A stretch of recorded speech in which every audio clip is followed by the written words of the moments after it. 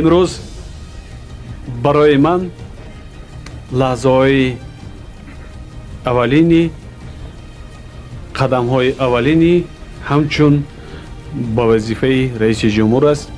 در این وظیفه در این روزها برای من هم مشکل است، لیکن باوری دارم که با دستگیری خلق تاجیکستان، ملت عزیزم، از این روزهای سخت میبرایم. من سر تعظیم به نزد پای مردم تاجیکستان،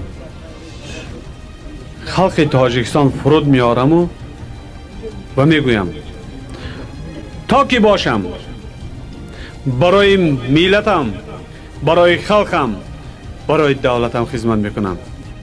اولین مراتبه مردم تاجیکستان، ملت تاجیک، خلق تاجیکستان قانون اساسی خود را، کنستیتوسیون خود را با دست خودش قبول کرده است.